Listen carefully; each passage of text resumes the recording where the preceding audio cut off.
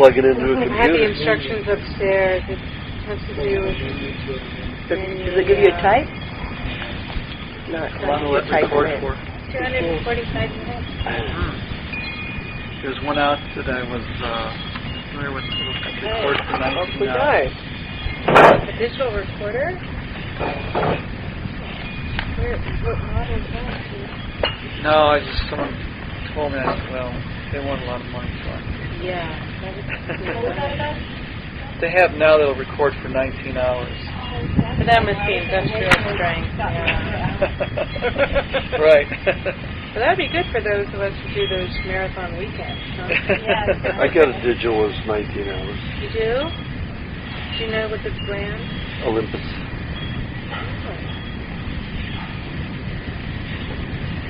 Good quality hours? It's about this big. Like this? Yeah, a little bit longer and flatter. Interesting, huh? 19 hours. Yeah, probably about half that thickness. Oh. It was very expensive. I bought it in Bangkok for $200 there. Here was about $360 something, $367. I got it for about $188, something like that in Bangkok. A lot cheaper there than here.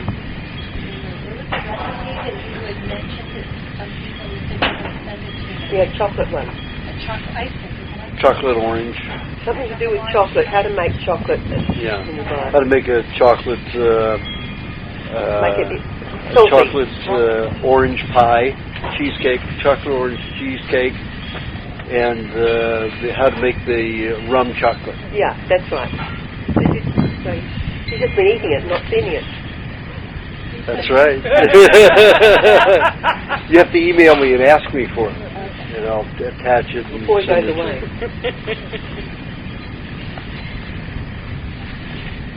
What's the scoop with Thailand? Well, my partner's still doing the stem cell thing, so that's their main focus. So when they finish with that, then we'll buy the land and start developing the clinic there. Which city is Oh, it'll be near Chiang Saen, probably no more than 50 miles from the Laos border. Have you been to Koh Samui? Yes. Is it near you? No. Koh Samui's mid.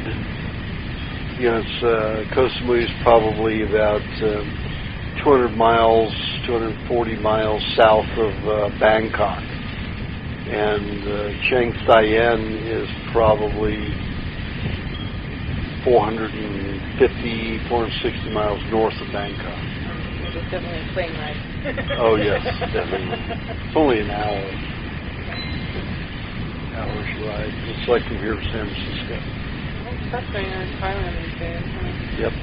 But I have some patients, or I have a patient in Aruba, and I visited him in February. I did my West Palm Beach workshop, and then went down to Aruba and saw the patients there. And one of my clients there said, Thailand's too far for me to go. Why don't you do it in Costa Rica? And I said, well, I wanted to originally do it in Costa Rica, but everything was so expensive. It would cost us $3 million to build. It would cost $1 million in Thailand. And he says, well, I'll build it for you. I said, okay. So he just picked up the phone and called somebody in Costa Rica and said, I need 100 acres. So they're working on it. Sounds like I have two clinics at one time. They start getting built at the same time. That'll be nice, because then I'll be able to train, at least 12 people at each one. It's going to be like medical school. It's going to be an internship. They have to see the patients every day. That's the only way I can really teach them. I've tried teaching in a school environment; it just doesn't work. You've got to see the people. You've got to see what happens.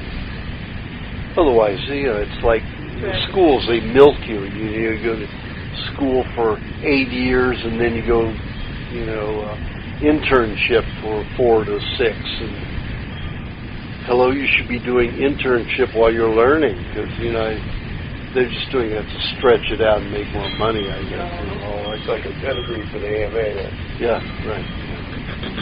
So, so then once I get people trained, then I can go off and do something else. Make movies. So that's probably looking about 7 or 8 years from now.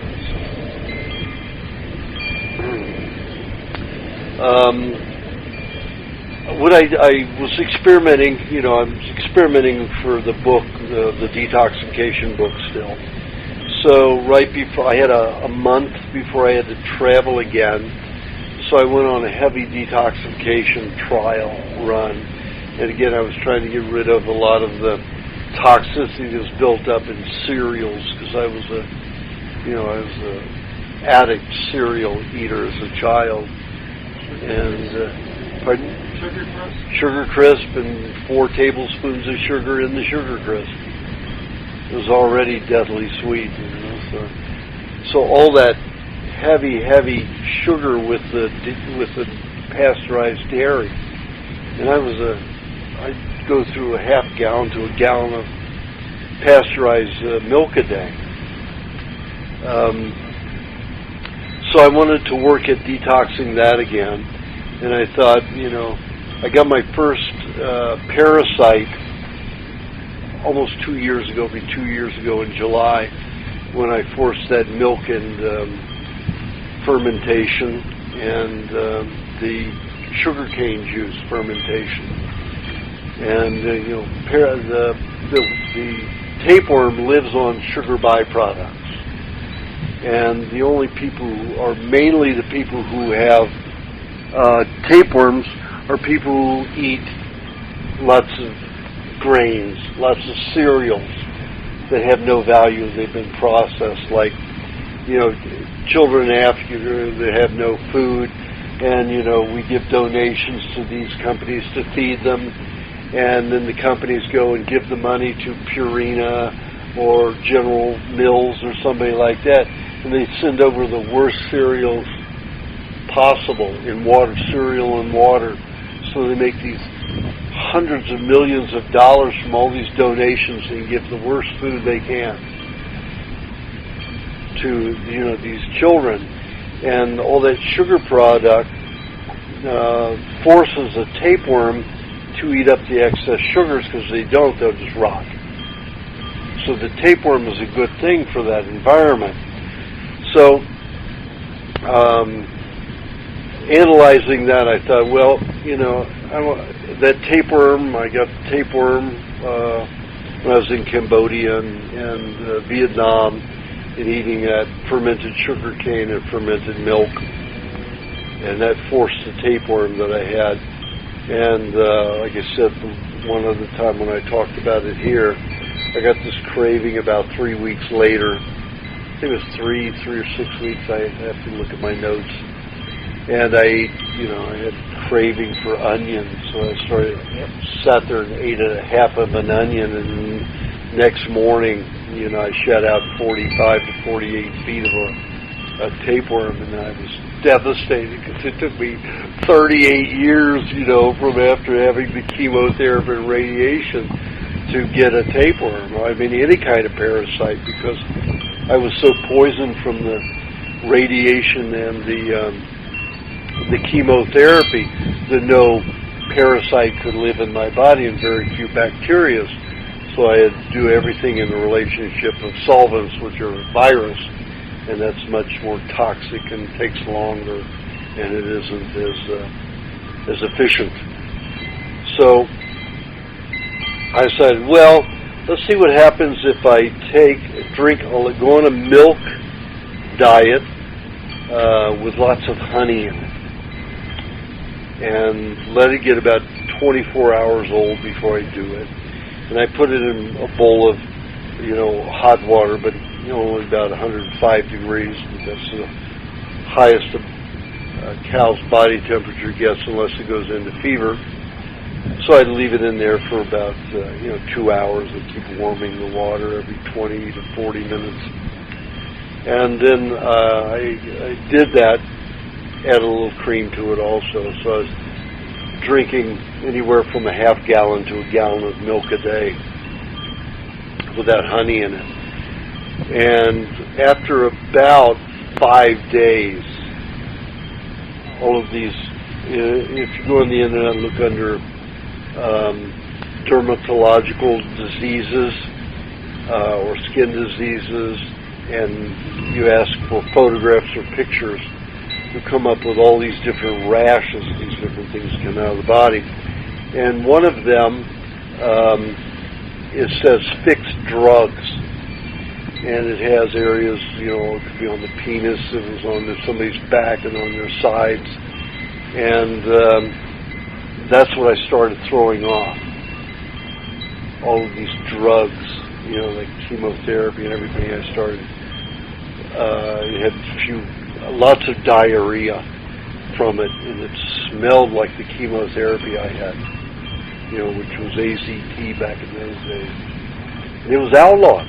A year after they gave it to me, it was outlawed, and then they brought it out of the vaults again when AIDS came up, because they had billions of dollars of it in the vaults, and they deemed it too toxic to give to cancer patients. So without any testing, they said, "Oh, it works for AIDS." No testing. They just wanted to get rid of this drug, make money at it and kill people with AIDS, kill them. So anyway, I started detoxing the AZT, and I still have it coming out. I mean, big dry patches all over the place. My chest and back were just riddled with all these hard sores. And then they would come up as hard spots first, and then, like this one, comes up as a hard spot, and it'll turn into a scab, and then, it goes deep too, rip it off. So I took a few of them, and lots around here right now, dissolved them in a distilled water solution, and then put them under an electronic microscope. And there was lots of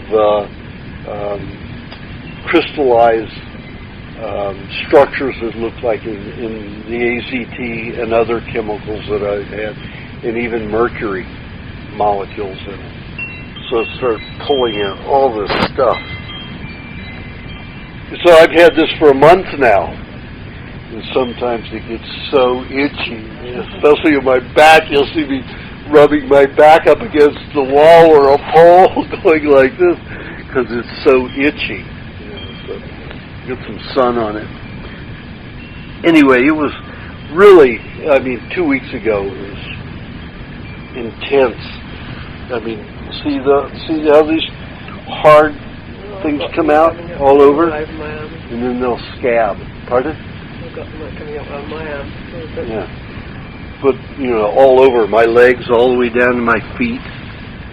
And so the detoxing things that you've done up until now were not sufficient to bring this up to the surface? Drugs are hard to get removed because they're so toxic. So that's what I was trying to see, how much I could get moving with this. And guess what? I haven't seen that. Then the parts of that back to the old story, parts of the tapeworm came up maybe a month and a half, 6 weeks after I dispelled, with the diarrhea after eating the onion. Then I saw segments again, and then after about probably a total of 4 months, I shot out another 45 to 50 feet. And never saw them again. That was the end of it. No sections, no anything. Until I did this milk, fermented milk cleanse again with all that honey in it. And I was putting a half a cup of honey per half gallon of milk with a little cream in it, and to force this thing on. So then guess what came up? For me, just for one day. Yeah. Only one day, yeah. And guess what came up? Tapeworm showed up again. So, about a week ago I saw sections of them coming out again, and every time I have a bowel movement I see a few sections. So he's in there helping me eat up all the sugar-damaged tissue that's dumping into my lungs. That's just not drug-related, it's coming through my skin. So, and like I say, I don't suggest it's coming out everywhere. Here, I used to have psoriasis. Joe, recognize this kind of thing. I had psoriasis so bad, it's like on your hands, I had it on my elbows. I had it on my knees, ankles, everywhere. And I haven't had this kind of condition, 30 years, something like that. And this was, I didn't know that it was so much chemically related, the psoriasis. Because I thought psoriasis was mainly an organic disease that was from mainly cooking foods, especially cooking meats. And if it's like causing gout in some people and causing arthritis and rheumatism in others. But I found that when I did this and all the drugs started coming out and this started happening, in the tissue, the whole area was hard. Like there was no nerve in it or anything. It just deadened everything. And the scraping from here, this was the worst area. The scraping for there showed the same kind of AZT and the other crystalline toxicities, from chemicals. This is mild to what it was. This looked like your hands when I first met you. What if you created the hardening? Do you think it was the burning of the chemicals coming out? Yeah, well, you have to understand when a chemical like that is already attached to dead cells. Mm-hmm. It's already a part of dead cells. The dead cells just moved out of the bones and out of the other tissue, and the ligaments and the tendons moved out to the skin to drop off, because it doesn't come off easily. It's got to flake off and die. But this whole area here is numb. So you think detoxing, then you work on your filters first, and over a long period of time you continue to detox, it comes out in a cellular level. Is that? Well, you can take it out the intestines, but can you imagine this going out through the intestines? No, you'd have peritonitis, right, and you'd be very sick and probably die. So it has to come out the skin. And that's what I've been trying to do, is get things out just to see what would happen. I'm not one that believes in forcing detoxifications, but because I think it's just be patient and let it happen over a 40-year period rather than forcing it. But when I see the damage that chemicals have done in people's bodies from medication, I started thinking, there's some things that are not going to be able to be removed unless you help it. So, and I knew that if you take a food that you've eaten a lot of and in a cooked or pasteurized form, where all the bacteria and natural products in it that allow it to break itself down and ecologically recycle itself, all those are destroyed in cooking. So if a compound in your body, if the structure in your body is made of that kind of compound, there's no way to get it out unless your body goes to extreme measures like creating virus, which are not alive. Those are just solvents made, by intracellular. So that's a long and hard process, and can the cells do it with those kind of drugs and chemicals in the system, which are meant to poison the body? AZT chemotherapy is meant to poison the body, to kill cancer cells. But like I said, in We Want to Live, for every one cancer cell kills 1 billion to 2 billion healthy cells. So it doesn't make any sense. So that's why I decided to, in the last 2 years, experiment with detoxification regimes on putting fermented products in my body that I ate heavily to detox them from the system.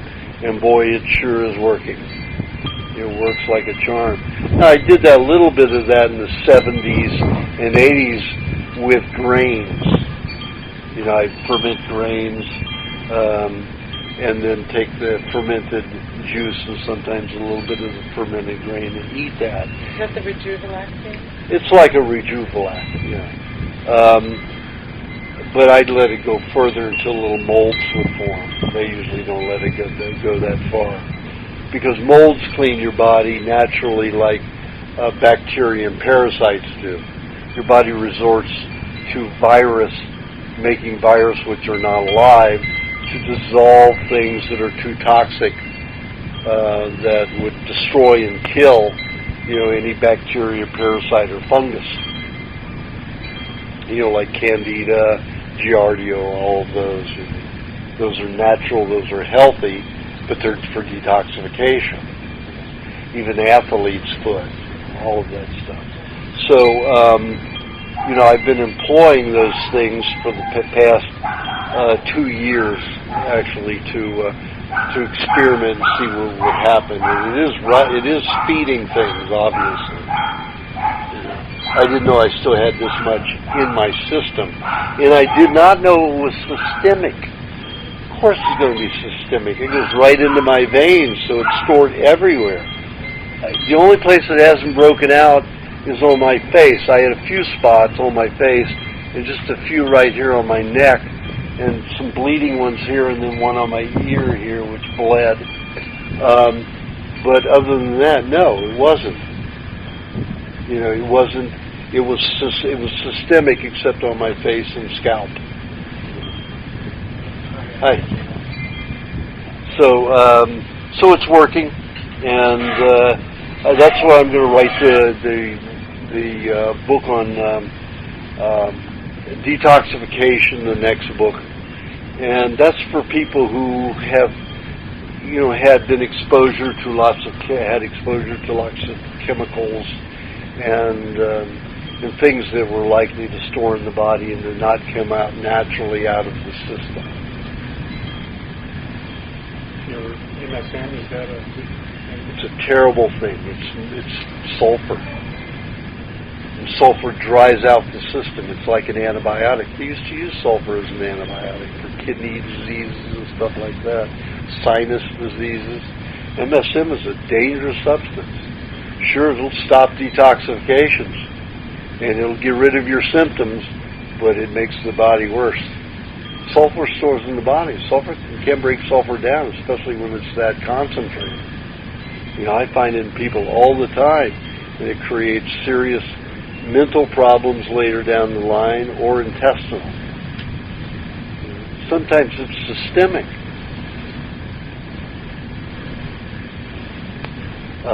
But it just dries out the system. And back in the early 70s, there was it was 60 minutes or 20 minutes, one of those. I did a segment on women who spontaneously combust. It means they'll be standing there. Pardon? They showed it recently. Really? Really? Just women? Only women have been known to. Only women were taking that kind of sulfur drug to do it. So, What happened? what would happen was they'd be standing there and they spontaneously went up in the flames. Not around any fire or anything, just went up in flames. So, real, not science fiction. No, this is real. And they showed, you know, the burns of the body and everything. One woman, 2/3 of her body had been burned, or 2/3 or 3/4. It was pretty bad. So she was dead. 3rd degree, no, she survived. And this was, I think, somewhere around 1969, 67 that happened to her. This show was built and done about 70, I think it aired in 72.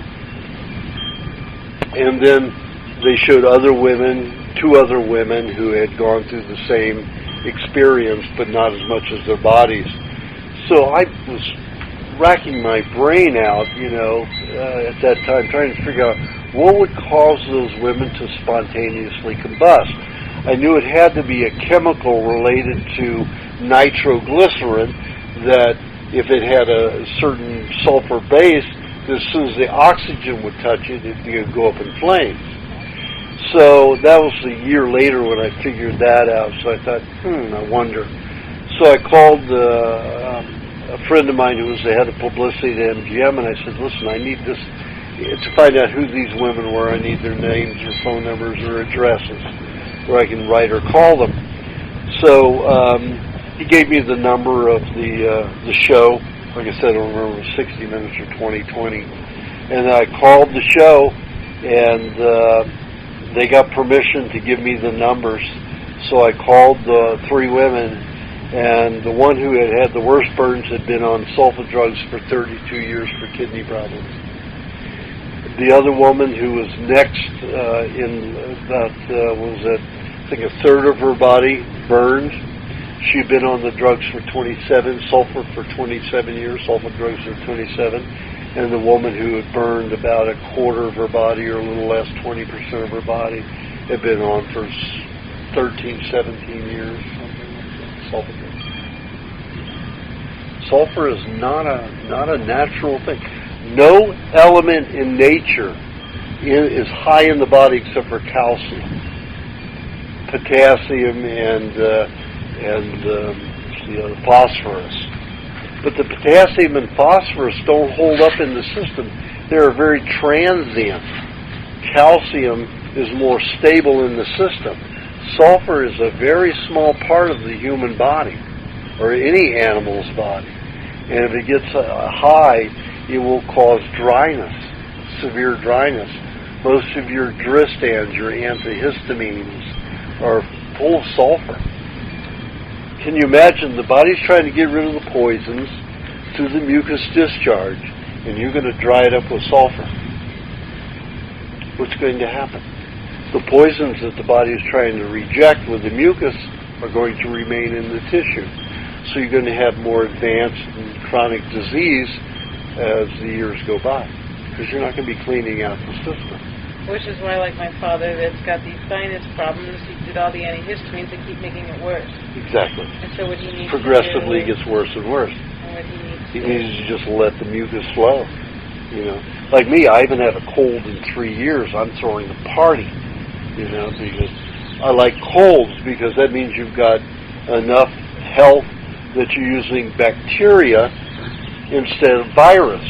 Again, viruses are not alive; they're just solvents that dissolve matter. And if you're using a solvent, like if you're cleaning your driveway of grease, you have a water base with a solvent. And what happens, you wipe it up, and then it gets into the bucket, and you have this bucket of all this water, maybe 2.5 to 3 gallons of water, and it's all contaminated. So it's a lot to cleanse and flush out of the system. If your body's using bacteria or parasites, they consume the degenerative tissue, and they put out a fraction of it as a excrement. So let's say, like a parasite can eat 100 times its weight in 24 hours and have 1% feces. That's like us eating 100 pounds and having a 1 pound, feces the next day. I don't have to handle 100 pounds. I only have to handle a pound. That's the way the body works. And if it's a bacteria, they can do about 50 times their weight in 24 hours and have about a 5% secretion, sometimes up to 8. So they even reduce it. We will eat 14 pounds and have a pound, excrement the next day, a whole pound excrement. So it's much better to have bacteria and parasites rather than virus. So this is the first bacterial cold that I've had in 3 years. I pray for them, because it's so much cleaner. There are less symptoms. It can even be asymptomatic except for the mucus flow. Of course, it's partially in my brain, so if I cough, the brain hurts when I rattle it. So if you get a cold, it means your body is detoxified. So there's no such a thing as too many pools? Because I went to 3 of them in the last few months. No, that's wonderful. That means your body's dumping wonderfully. There's a team of doctors that I lectured to about 22 years ago at Yale who were involved in a study that found that 80% of cancer reverses immediately following a cold or a flu. 80% of the cases of cancer reversing immediately followed cold or a flu. Can I ask you a question specifically about cancer? The reason why I'm here actually is because my brother's girlfriend, they just found out she has lung cancer. And it seems to be pretty severe actually. Not to the bones yet, but they're still going through tests. Do you have any kind of suggestion to face this kind of cancer? That's a hard one. It's a very difficult one if it's advanced. The two that I don't like to handle because they're so difficult is lung and esophageal. Lung because the lungs keep filling up with fluid, and it takes medical intervention to get the fluid out of the lungs, and they'll usually, puncture the lungs and then pull it out. And you keep poking the lungs like that, it doesn't help. So it's very, very difficult. Only 60% of those that I've worked with reverse. Medical profession, none reverse unless they remove the lungs. And then there's, usually a 5 to 6 year period when they're dead. Years, that's the longest they live. But about 90% of them die within a few years of getting lung cancer. Usually if they get treatment, they'll die within a few months unless they have surgery. Right. She's against any kind of chemotherapy or stuff like that. Or, radiation. Or radiation. And I talked to her about that. I'm going to, she's in Italy, I'm going to... But still, if her lungs keep filling up with fluid, which it does to help eliminate it, she has to be able to cough it up to get it out of the body, or else it has to be aspirated through medical means, and that's complicated. And that creates sores, which makes more fluid collect in the lungs. So it's difficult. Esophageal is bad because it'll choke off the vocal, the esophagus, the ability to breathe and eat. You can't breathe and eat, you're dead. So that's a difficult. The worst case I had was after that was removed. The man had esophageal cancer all the way down. So what they did was they had maybe 3 inches of esophagus left. So they cut it all out, put his stomach up in his shoulder, and his lungs way over here, so it was all attached right into his throat. So the guy was on constant meds, and he was in constant pain. And he died, even though he went on the diet and did it 100%, it only allowed him to live for another year and a half, year and 3 months. So he should have been dead, probably within a month and a half. But he suffered, the whole time, even on the diet. It reduced his pain by 50%, so he was taking less meds. But it was still very difficult, a difficult situation. Then there's some people who catch it early enough, and they go on the diet, and they'll get colds and flus and keep bringing the stuff up properly with the mucus instead of water. They make it. So we just, By going on the diet, you just follow the therapeutical diet that you have on the book. Right, right. Just plainly like that. You don't have any kind of suggestions specifically with that. Well, if she has fluid already collecting, then egg every half hour, in her waking hour, and a little honey and butter in between. And that's what she should eat until she gets the strength, until she's built the mucus instead of fluid. It should be almost exclusively that. You said Eggs, raw eggs. Maybe half an hour. Like one every half hour. And maybe a teaspoon of honey and butter, equal parts of honey and butter. teaspoon to a half a teaspoon to a whole teaspoon every 15 minutes after each egg. How about veggie juice like celery? Cause water to build up in the lungs. Unless she sips it. Right. Sipping it's Is that a okay. Is there a way she could have a consultation with you? She comes to the States? She comes, yeah. Well, it depends on when she would come. Did you email me about Italy? I did, right. Okay. I did, and I decided to come today because I didn't have any answers, so I wanted to find out from you directly. About the connections that she could possibly find in Italy to begin with, I was wondering if you... Well, I sent you the email with Massimilio, his email address. I sent you that. Oh, you did send him the... 3 o'clock in the morning? Okay. You Great. probably haven't seen Great, it. thanks, I haven't seen it yet. Great. Going back to that sulfur, But he's not in, he moved to Switzerland. So he's an Italian living in Switzerland, but I'm sure he knows people in Italy. All right. Because he was trying to get the book published in Italian. He's still working on it, too. when you're talking about the sulfur, what about the sulfur dioxide that comes out when you go to hot pools or in the Hakumba water? Well, that's very small. That's what I'm just asking. You're not going to worry about it. Yeah, that's not a concentration. Plus, there are other minerals involved. Yeah. When they give you a MSM or supplement or an antibiotic of MSM, of sulfur, it is concentrated sulfur. Okay, I just wanted Did you ever see Time Bandits? Concentrated evil? Don't let any of that get by. Concentrated evil. And that's what chemicals are. That's what drugs are. They're concentrated chemicals that will disrupt the system. And that's why they use them, because they disrupt the system. They usually create an asymptomatic condition. I have 3 kind of short questions. Well, I'm going to go around. Okay, So great. we'll start over here with Barbara. I just wanted to go back to the egg that you gave me and what you give to other people, like at least a dozen eggs a day, no juice except every 4 or 5 days,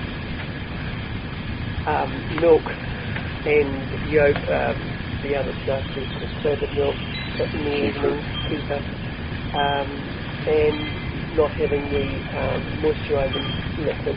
What is the purpose? And I've looked up about your eggs in the books and everything. I reread it.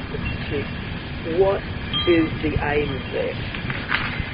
Well, The eggs. usually when somebody is very, very ill, they're not digesting their food properly.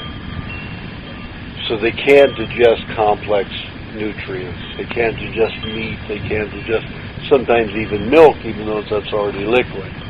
When you look at an egg, all of the fat and all of the proteins in complete liquid form. So there's almost, just a fraction of the digestive time. It takes 10 minutes to completely digest an egg. Wow. Completely digested, absorbed and already in your blood, in your nervous system, everywhere in your system. Milk can take hour, couple of hours, 5 or 6 hours even. Meat, 16 to 20 hours. Raw. Even raw. Because it's a hard substance that has to be broken 1 down. to 2, but maybe 4. So if you're eating eggs, you don't have to spend all that energy in digestion. And you can heal and you can cleanse and you can recuperate. That's why that woman I talked about, I gave as an example in the recipe book that had emphysema that was supposed to die that weekend, and she'd been on oxygen for almost 2 years and had been diagnosed 7 years previously and hadn't been out of the bed much in 2 years, was out of the bed and walking around and off the oxygen. In 2 days of eating eggs, 66 eggs over a 2-day period, 33 a day. So the eggs can do that. But that's the only food that I can see that can create that miracle kind of experience with almost everybody who eats them. There are other people, you can give them combinations or selective foods and it'll change their whole life instantly, but it doesn't work on everybody or most people. But the eggs will work on almost everybody. People with environmental sensitivities that come to me and, they can't eat anything. They can maybe drink water or they'll have an allergic reaction to even water. Put them on the eggs and, they can live on the eggs. And the sulfur in the eggs is not a problem? It's not a concentrated sulfur. It's a lot of sulfur, but it's within the balance with the fat and the protein. If it were a problem, you better believe I would be a mess. I'm trying to understand why it's not a problem, so I can apply that logic to other situations. Right. So you don't just put the juice In milk, the milk's very high in sulfur too, right. but it's not a problem. It's just not as it's just not as digestible, as easily absorbable, and utilizable as an egg. So it's not necessarily the context of the other minerals and stuff being present. It's more the concentrated dose is not so high. The reason why milk and egg sulfur is not such a problem is the dose level, not the context of the other minerals in the protein. Well, yeah, it has to do with all of it. All of that. Yeah, Oh. all of it. Yeah, all of it. Complex. Yeah, very complex. And man doesn't, has his butt up, his head up his butt because he can't even make anything grow. He can't make an apple from scratch or a seed from scratch that grows. He always has to use other elements of nature. And to think that he's smart enough to make something a balance is absolute stupidity.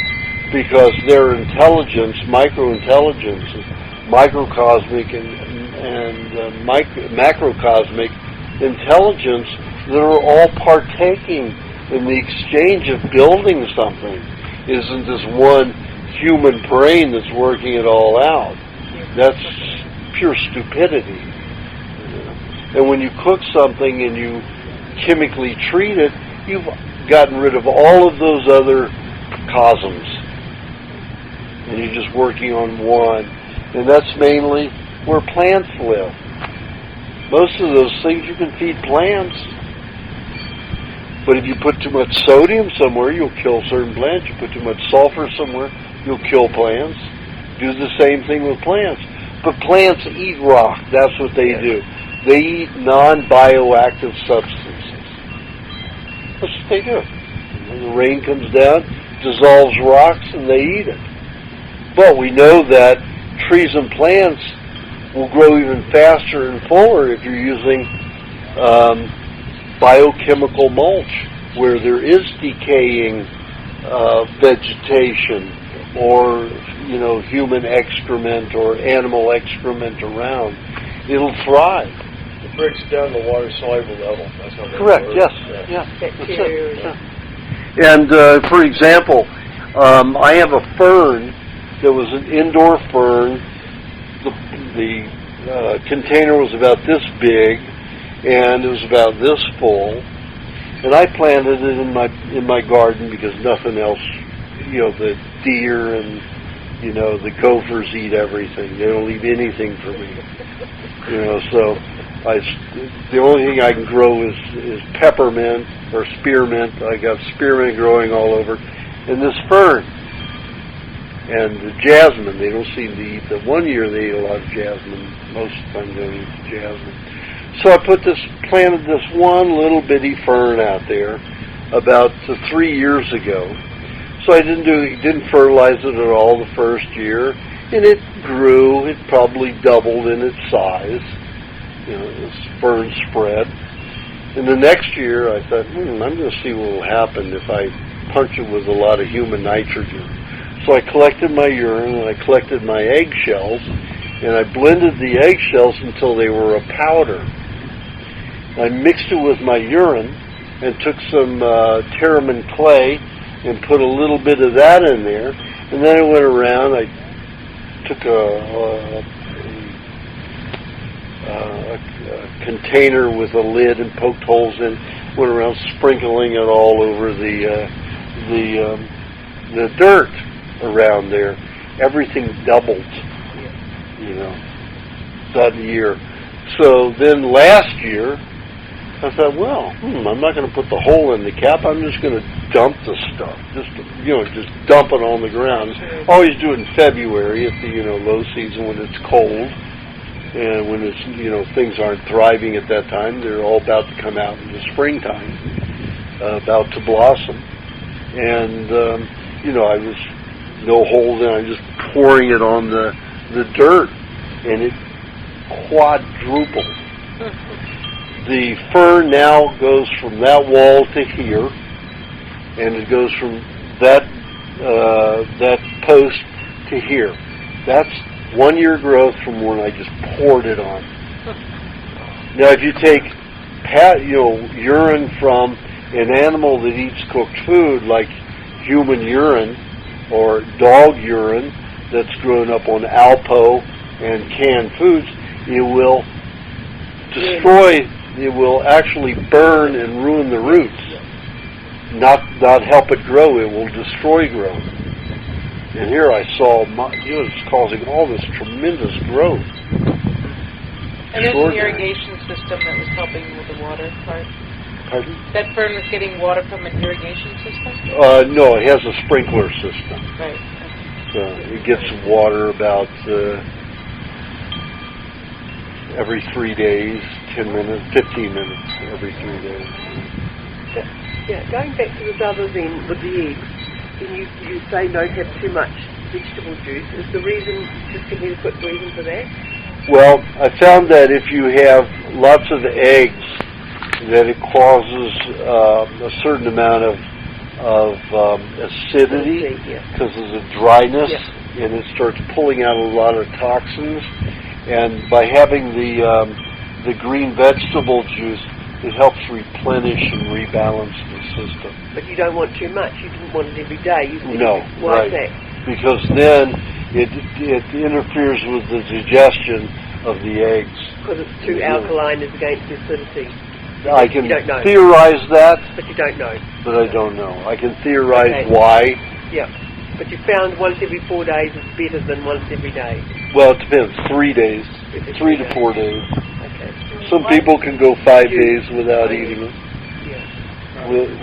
With having a juice. Pardon? Not every day. No, you don't want it every day.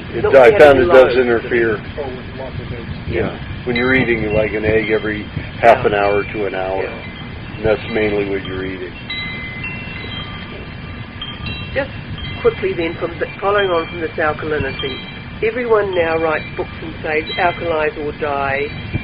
If you're drinking alkaline pH water like 7.4 to 8, you're not going to have cancer, etc., because cancer and all the chronic diseases of the day are a result of acidity in the system. That means less oxygen in the system. Can you just quickly, because everyone who comes to people who own themselves will say this is what's being spread. What do you have to say about this? Theoretical bullshit. That's you said a short answer, that's theoretical bullshit. Yeah. There's no evidence of that. You take a look at the clinics like the Optimal Health Institute here near San Diego, or where is it? It's in Lemon Grove. Lemon Grove. Yep. And you've got one in Florida. Yep. You've got one 2/3 of those people drop dead in less than 5 years. No. Yes. Oh, yes. Really? Yes. No. Absolutely. Yep. Okay. 2/3 drop dead within 5 years from that experience, and most of them do very badly. There used to be several therapists there that found out my method worked better. So undercover, they had their meat and everything illegally in their rooms in little coolers or little bitty refrigerators, and they were sending people to me. One woman they sent had multiple myeloma, and she had just come from the ISO clinic to there, and nobody gave her hope. I put her on a diet. In 30 days, her multiple myeloma was reversed. You know, that kind of alkalinity is, that whole idea is a stupid concept. It is really a ridiculous concept. Well, It is, acidic they're just conditions justifying cause their own. problems. Pardon? Acidic conditions can cause problems. So you're saying it's a balance between the two, not just extremely one or the other? No, I would say probably you're going to get more disease if you go on alkaline for a long time for the human body, because the human body is like all other animals.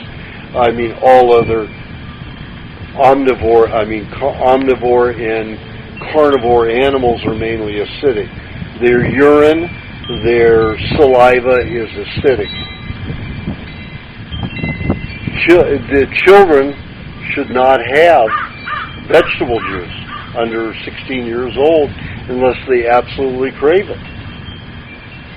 And it will disrupt their whole digestion because it causes over-alkalinity.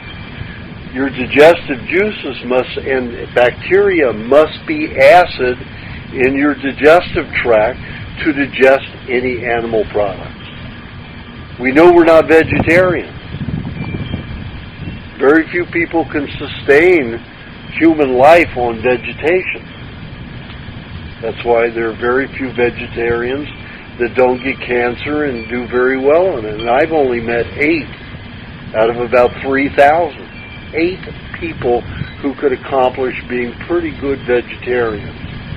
They were even athletic, but that was because they had all this high testosterone, high adrenaline, and high thyroxine. And even a couple of them had high thymus production. But that's what generated their health. So they were naturally very over-acidic because of those hormone secretions. So they could take all that that alkaline food and do okay with it. But the longest term when I met, he was on that raw food hygiene program, a raw food alkaline with no meat, no eggs, no dairy, for 52 years, and then all of a sudden his whole spine started disintegrating. He used to come to the health shows that I did, and he'd be one of those hecklers out in the audience, and he said, well, I've been vegetarian for 47, 48, every year he'd show up that I was speaking. 7 years. And then all of a sudden at 52, he didn't show up anymore because he was doing my diet. Because his spinal cord just started disintegrating. He was in excruciating pain. He couldn't live. He was, it became an invalid.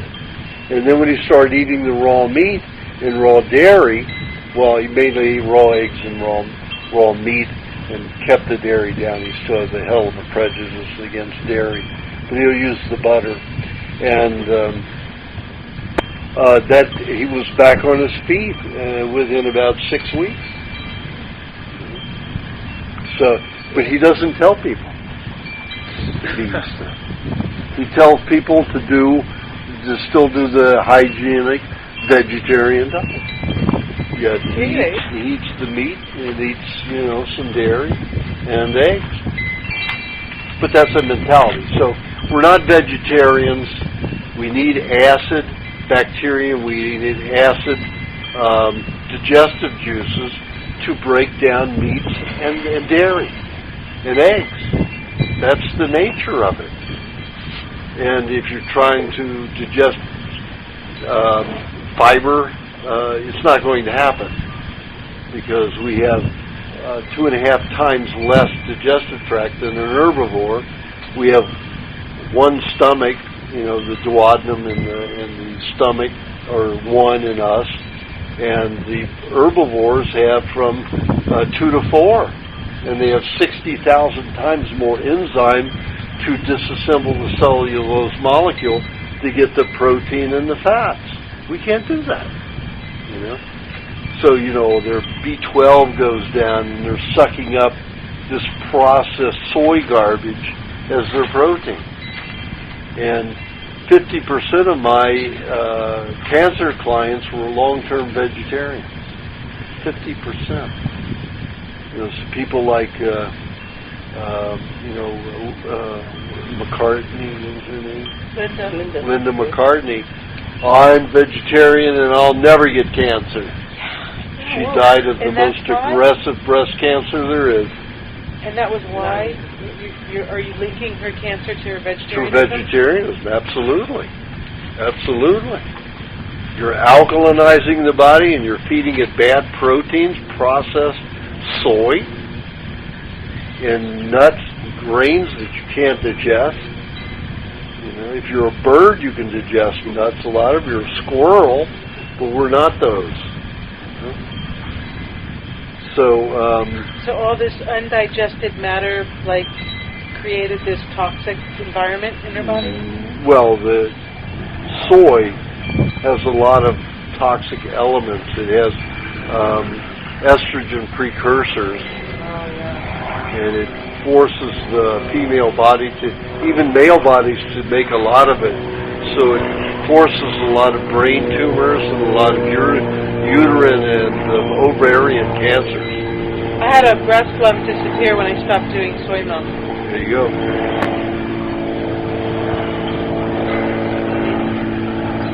So all that alkalinity is not what we're supposed to be. I use the vegetable juice because we're so toxic. We have so many acids. We're over acidic from all the cooked foods that we've had. See, that's what confuses So me. that helps balance it a little bit. We put in those alkalinizing minerals. They attach to the acid minerals and can neutralize them so it doesn't interfere with us. But children, even though they're eating cooked diets, only need maybe, a half a cup once every 2 weeks. Even if they're eating cooked foods. If they're eating raw foods, unless they were born to a very, very toxic mother, and those toxins went from the mother to the infant, to the fetus, only they should have just a minute amount of vegetable juice. I got one 2-year-old on the diet, and she has signs of she looks like she was born to a vegetarian woman.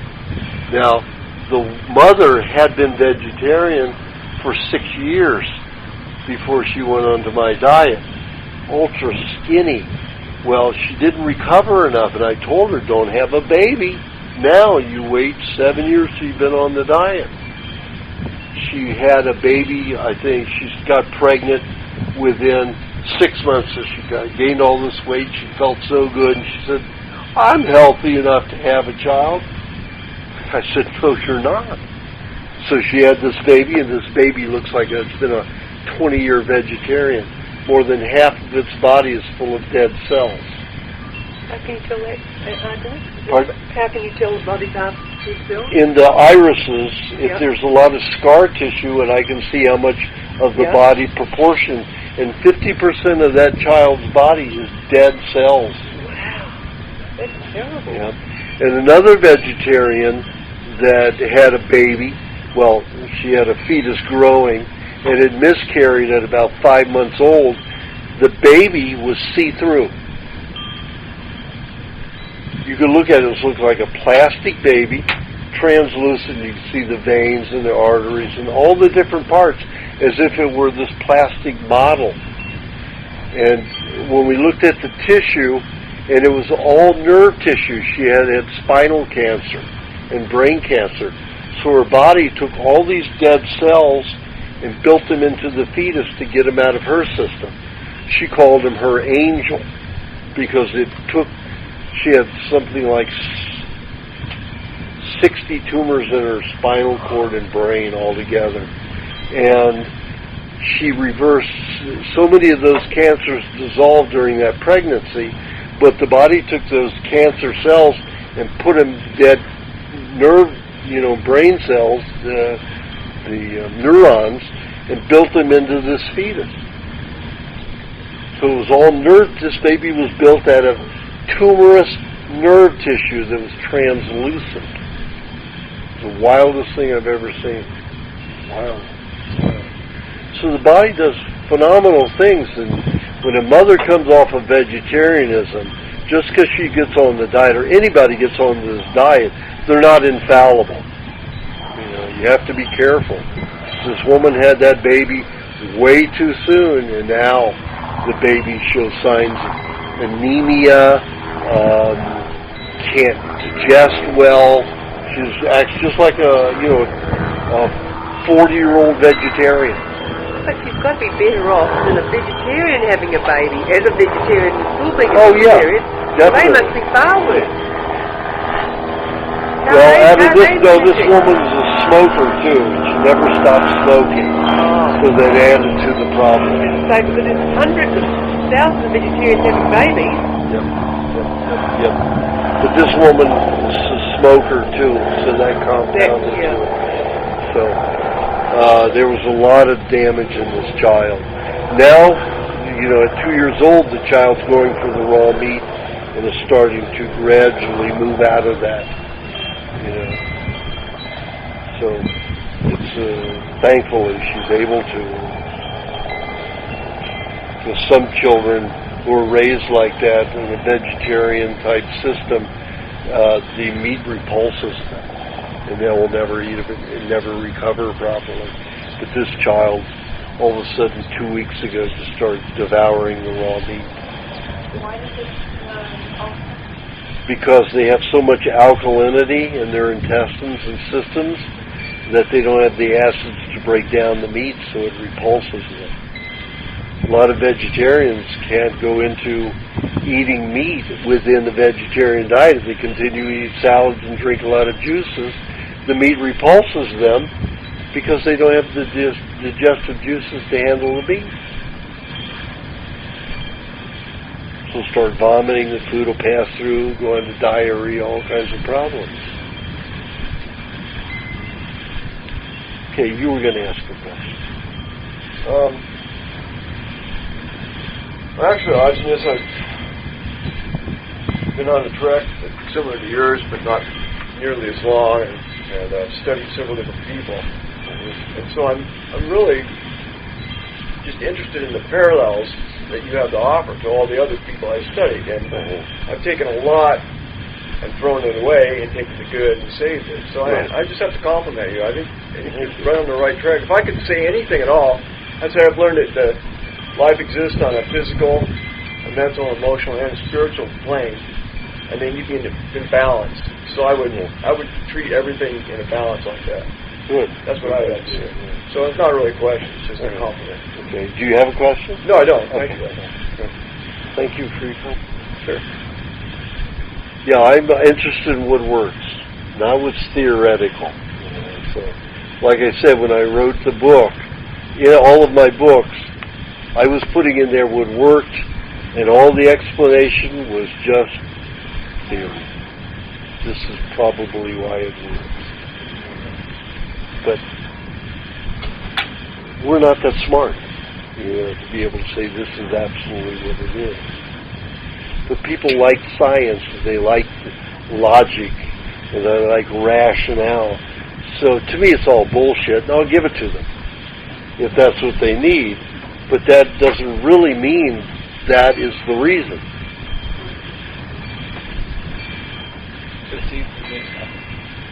The meat works. The meat helps heal the body. The eggs help rebuild and revitalize the body faster than anything else. The butter helps lubricate the body and keep it, good and solid and firm. And the cream soothes and relaxes the body. So these things are the key answers that I have, and how to combine it, to get people out of diseases is how I manipulate a diet. Plus you feel better, there's hope. Everything starts rolling in the right direction. Absolutely, yeah. So I didn't mean not to give your sister-in-law any hope, but it's one that scares me because it's so difficult. It's hard. When you see a cancer patient with lung cancer trying to get up the stairs, are exhausted, their lungs are filling up, they can't breathe, they're stopping and panting, and that's the way it is. And it could take them 3 to 5 years to get through that stage. Will they get through that stage without running to the doctors, and the doctors are promising this, oh, well, we'll cut it out and you'll be okay, or we'll give you radiation therapy and you'll be okay, or chemo and you'll be fine. And they always tell them this. And, it's a lie. It's an outright lie. And they usually end up with a miserable life and dead, within a couple of years.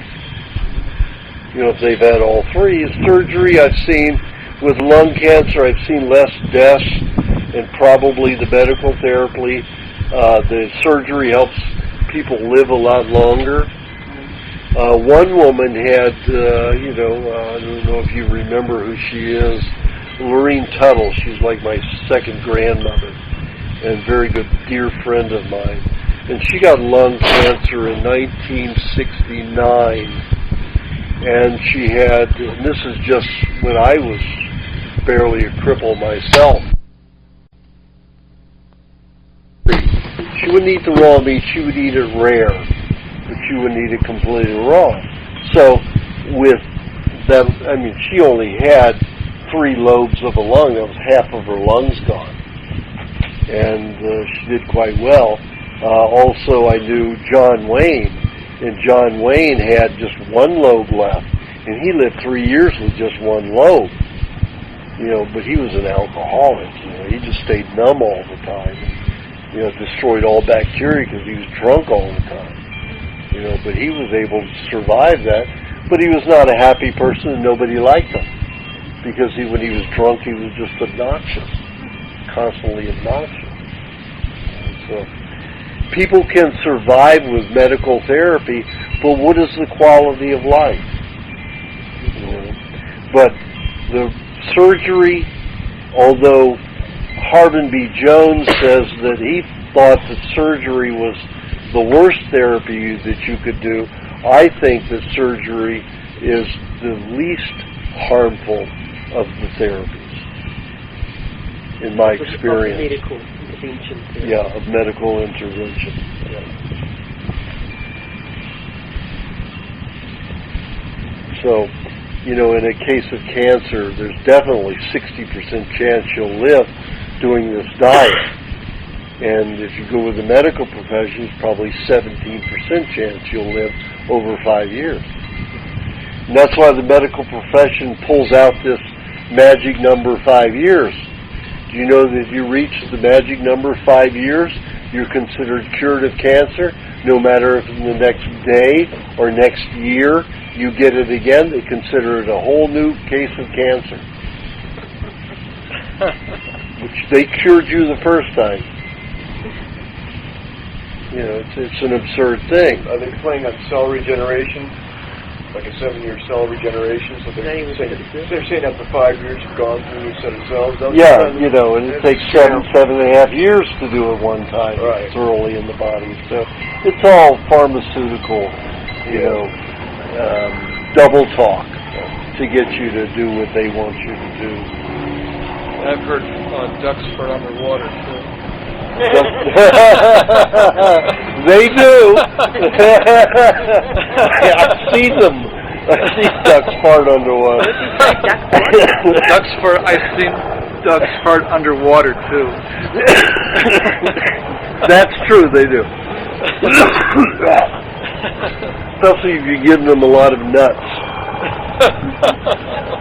Ducks don't eat nuts, but ducks don't go out and find nuts, but they'll eat them if you feed it to them. And boy, they have the worst diarrhea and farts that you can believe, and they'll stink up a lake real quickly. They do great with grains, but for some reason, nuts and ducks don't get along. Chickens do okay, and other birds do okay, but ducks don't do well with nuts. They may be like humans. They don't have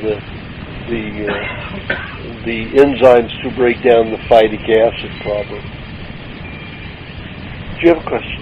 Well, I'm heading off to India in August for a month, and it's an ashram atmosphere, and it's vegetarian. Speak to that man. He did it last year I in know. Burma. He was in a place where they had fried foods and sugar and all that. This is a little bit more Vegetarian. It's vegetarian. Indian vegetarians, rice and dal and vegetables. I don't know if they even have some salads. It's very, it's an ashram that's very Western oriented in their conditioning and rice and salads. Well, So, try to find some dairy. I was thinking They accept raw dairy. See if they could find an egg. They may be against eggs, I'm not sure, but you can ask. No, they have hard-boiled eggs. What ashram does? It's one university in Chennai, southern India.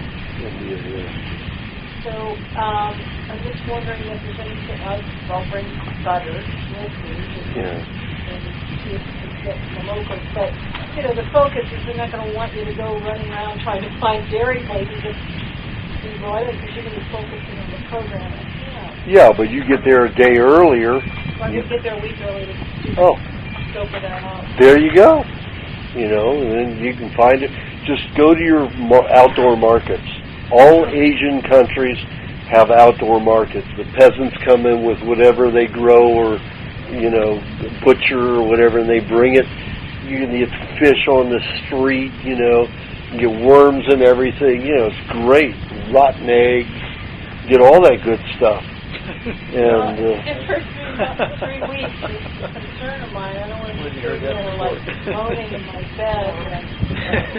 Like the ducks, right? I know for me, that if I would have done that kind of research that I had suggested, I would have found raw coconut meat that was made on the street. Yep. They were making a quart of it. They would make cream out of 6 or 7 coconuts. Make it a huge. And then the eggs, and then and lots of water buffalo roaming around India, and they make the best dairy, I think. You can find, and then there are some dairy-based Ayurvedic foods like what's the rata, or what's the one with the cucumbers and yogurt, things of that nature, and find a raw version. And then you find chicken. Find raw chicken. just marinate it in lemon juice, and it'll keep, for a long time. Yeah, and that's what I lived on. I would get them to give me some of that. Because I was staying with the hassle. It was considered an incredible taboo. I was breaking all these precepts to get this chicken, but they'd give me chicken, and I would marinate it in my room in lemon juice, and they would only give me 4 eggs a day. And that's how I stayed. And I'd say 1/3, 2/3 of the people that I was with, out of 120 people, got sick. Probably 20% of them had to leave because of it. Yep. And another half of them had to put on antibiotics. Yep. So they thought. And the only way I got through it, I thought, was through raw eggs. That's right. So you could eat a dozen eggs a day and not worry too much about everything else except the coconut. But you're going to lose a lot of weight if you just eat eggs. Yeah. So I lost 20. that's only to find, at least find some of that dairy to find with it. I find water buffalo. When that makes the acidic for, feels like it's fine from salad. Well, all you have to do is eat a salad the last thing at night if you can't get juice. But usually at those ashrams, they juice. I was just in Hawaii, and it was a hassle to find raw dairy. I didn't take the time to find out. I went down to Pangaea finally, and did some guy at the street had raw butter. Yeah. But I was living off of chicken and lemon and ahi. I was doing all that. Eventually I was eating too much ahi. I was pretty sad on that. But, and I was doing a lot of raw eggs. And then I looked around for raw honey, and I had lots of raw honey going. But I got a couple bad batches of honey that was cooked, even though it said it was raw. And that batch went pretty good. Is there raw cream on the island? Well, you can get raw milk, and you just have to separate it. You go find it. Yep. You get the milk, and you separate it. You get the cream, and then you make cheese with the other and drink the whey. It's a good balance. It's funny how dairy can be. You can take milk, and you can separate the cream and have the cream, or make it into butter, and then you take the whey from the buttermilk, and you take the whey from making the cheese, and each one of them favors a particular disease. And if you separate them, they become an individual remedy. Like the whey is great for arthritis and rheumatism, gout, stuff like that. You get sore, you get stiff, you drink a cup of that whey, it's almost gone by the next day. And then, you have a half a cup a day after that to keep it away completely. Depending on if you're detoxifying a lot of urea in your body, then you're going to need about a half a cup to a cup a day, depending on the your size of body. And the cheese absorbs toxins because cheese is dried. There's no active enzymes in cheese, so there's no microbes, no bacteria to help the enzymes facilitate enzyme activity. So cheese is a detoxifier.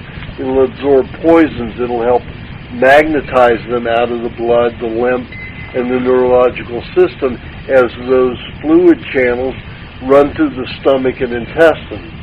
So it just attracts it out, and you get all those heavy metals and toxic substances into the bowels or in the stomach or in the small intestines, locks onto them, and will pass it out without digestion.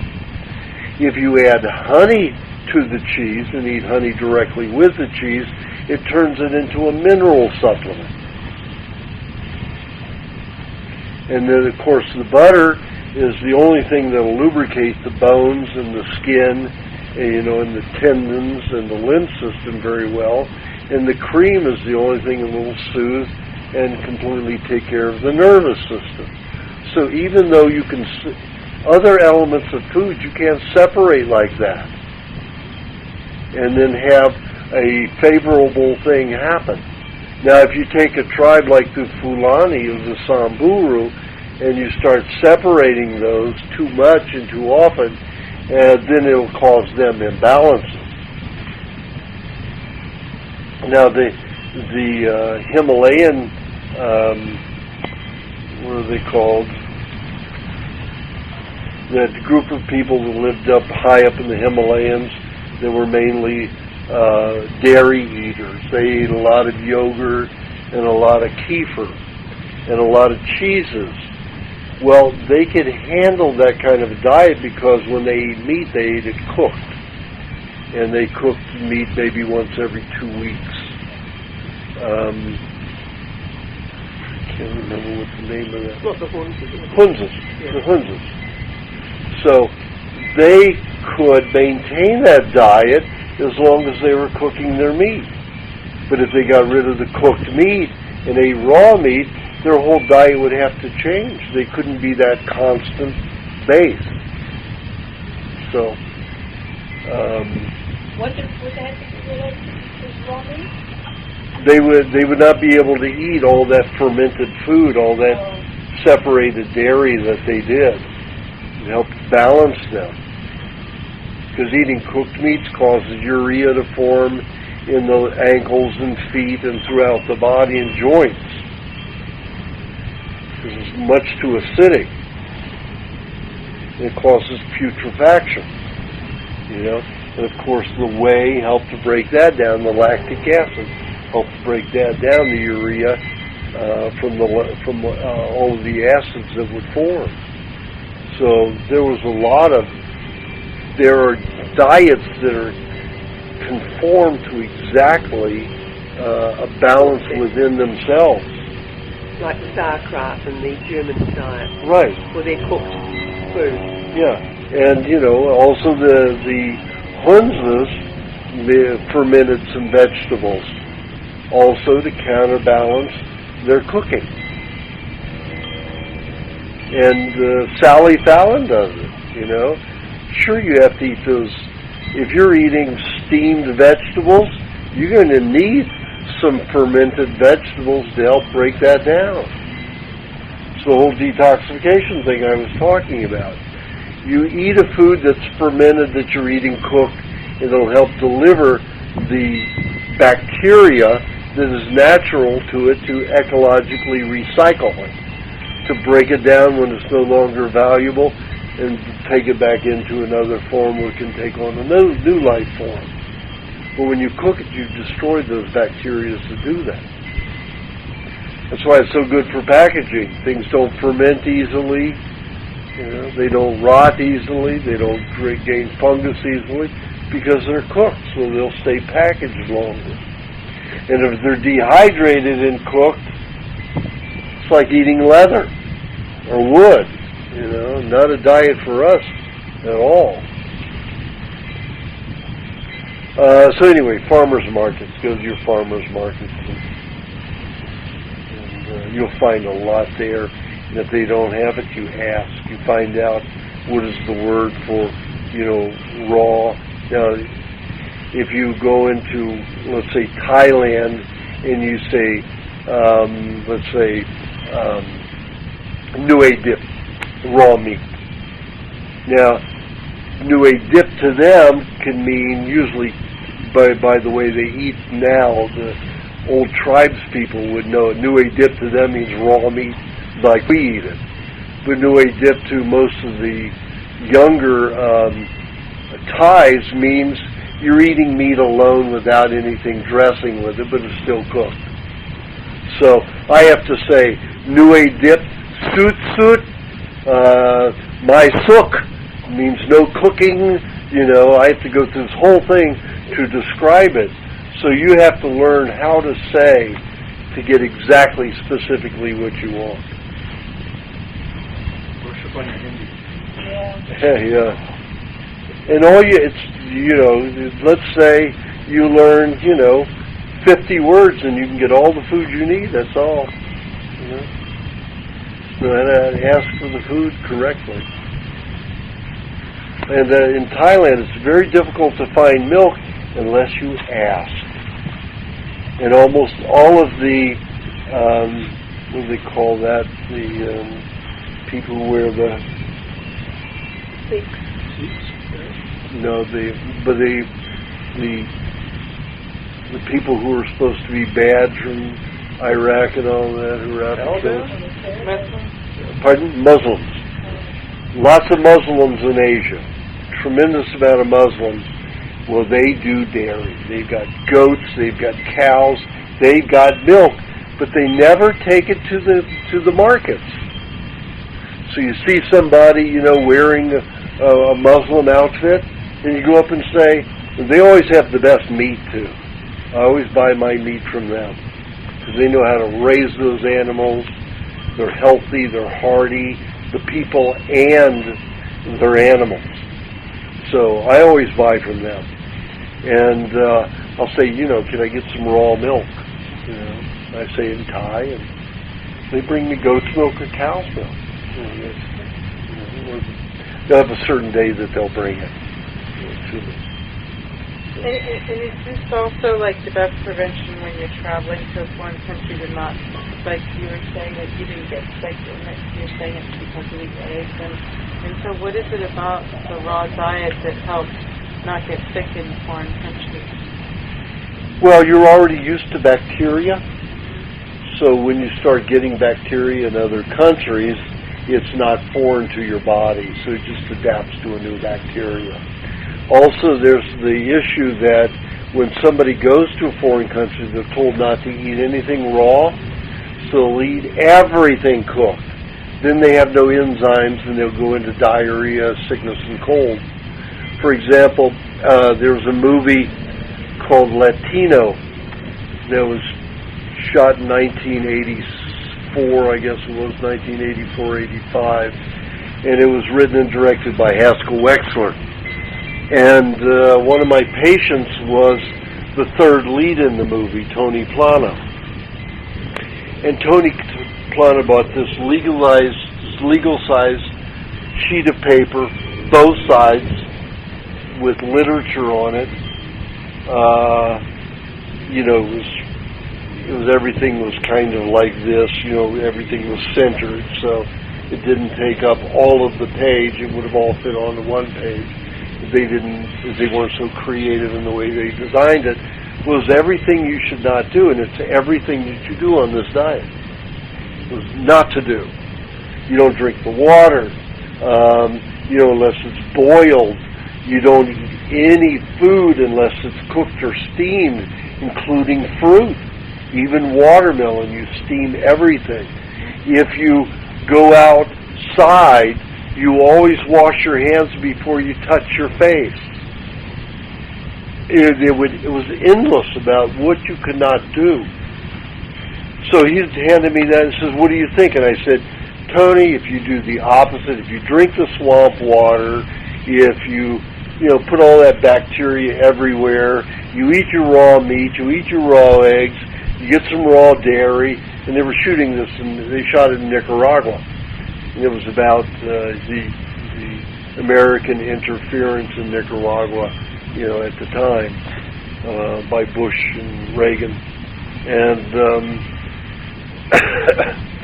And he did exactly as I said. He was the only one out of the 42 people on that set. We're talking about cast and crew. Only one who did not get sick.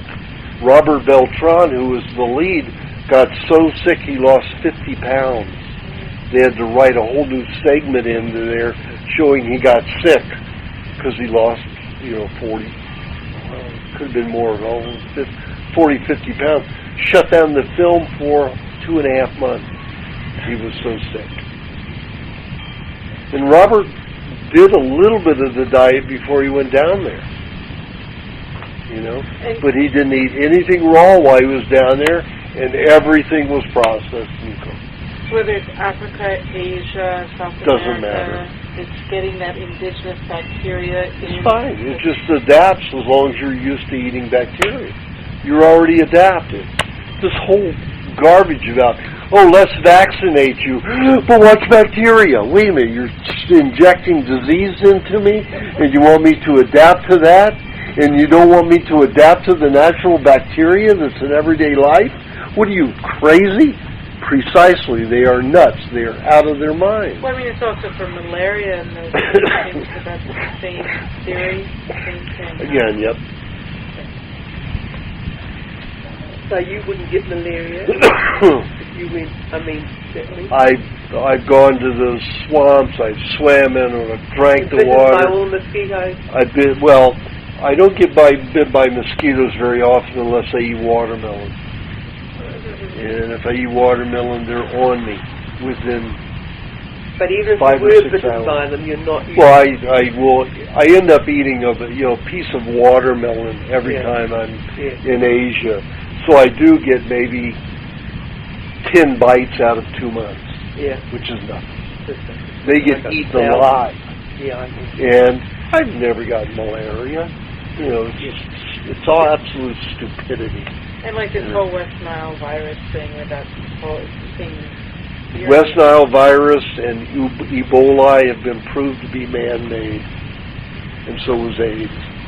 They use it to, what they did with the AIDS, they put it in the smallpox vaccine. It was given to 75 million people. Guess how many countries that forced into the world? The World Bank now runs those countries, 27 of those African countries. Because they said, you've got this disease, we'll help you, but you have to pay us back. We'll give you all this medical supplies, all this chemotherapy to help your people survive this AIDS epidemic that you have. But you are indebted to us. Governments can never pay back, so guess what? They now own the resources of those 27 countries. It's a different way of playing war. No bombs. Just go in there and poison them, get them sick, and take over their assets.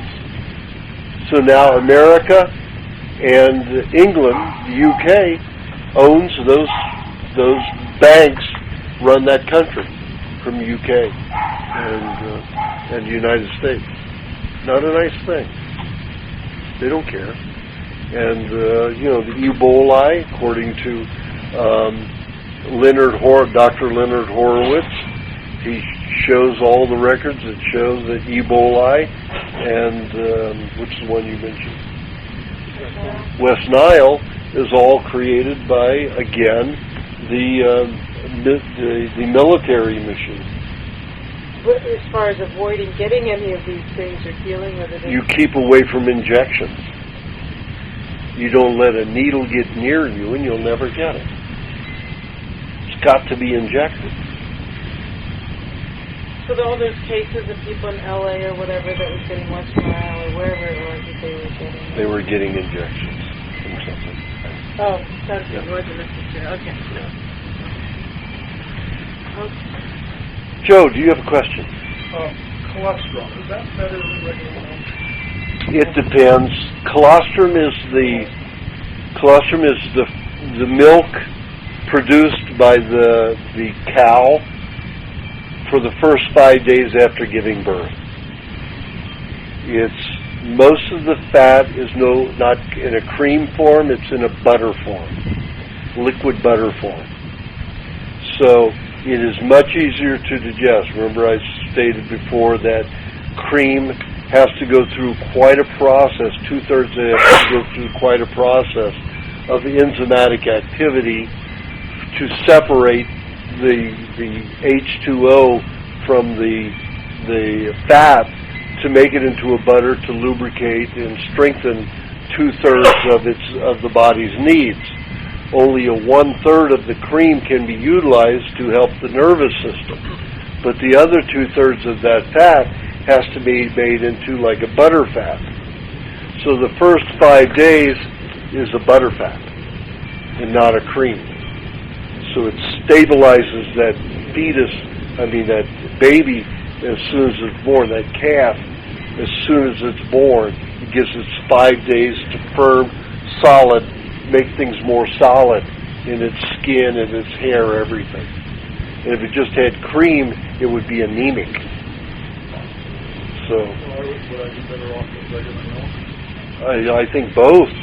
But you having had psoriasis, and if you get, like this, I'm eating, butter and cream. I'm eating sheep's cream right now, and sheep's butter. Yeah. So you need that lubrication formula. One a day? Sometimes two. 2? You will keep up 2. As long as you have dryness, you need 2 a day. So colostrum doesn't do a lot extra. Pardon? Colostrum is not a lot. The money you pay for the extra colostrum is not worth it. Well, for some people it would be. Which conditions is it recommended most for? Digestive problems and skin problems. Those are the main. Absolutely. How do they get it when they're not having calves? Or are they having calves born every week? Oh, they've calves all year round in California. But you said only for the first 5 days does it produce colostrum. They have 450 cows. Yes, but if they have a calf born every day. They're having cows born every week. They're having... They are. Well, that's not usual, is it? If the Amish community, they may have, in their whole community, they may have 50 calves born a week. All year round? All year round, yeah. Oh, because in our country they would have them only in the spring. Well, they kept them breeding that way. But they don't do that naturally. Well, it's a little warmer here than it is in New Zealand. New Zealand has all those high mountains that bring a hell of a cold front. In northern part, and here in California, it's year round. There's lots of them. There are some months, though, in winter where they don't have many calves that are born. Yeah, as far as our Amish in Pennsylvania, getting it from them. Yeah, I know. They're very limited supplies. They do it. But organic pastures, they're dropping. Let's see, when I was there, they dropped 3 calves that day. No, 5 that day. When were you there? I was there 3 years ago in December. Oh, in the winter. In In December, the winter. yep. 3 years ago in December. First week in December. That's pretty cold up here. You know, organic pastures have not delivered butter now for 4 out of the last 5 weeks. There's no butter. I know. We're getting our butter we get all of our dairy for us, for our group, our buyers group from the Amish. We don't buy anything at the organic pastures. We don't even carry it anymore. Because when he went to 32 degrees, you know, for everything, you know, his milk, he puts it at 30. Now he's denying it. Yeah, he's calling his milk tonight. Yeah. As soon as it comes out, it goes down to 32 degrees. He puts it at 32 degrees. I told people about it, and now he's lying that he doesn't do that. What's the good? But he does. Pardon? What temperature should be set down? It shouldn't, like I told him, it shouldn't go below 45 degrees. It's 32 is That's right. That's right. Yep. You know, milk won't freeze at 32 degrees unless it's held there for many hours and it's not churned. Why do they shout only that way? So Bacteria, afraid of bacteria. Insane, yeah. Insane. So Mark McAfee, who runs, who owns and runs it, he put all of it in his son's name. So he doesn't own anything now because he owes me, he owes James Stewart, he owes Martin Sheen. You know, we got these people. Martin Sheen and his wife put in like $40,000, and he hasn't paid him back a dime. You know, he keeps saying, "Oh, we'll pay you, we'll pay you."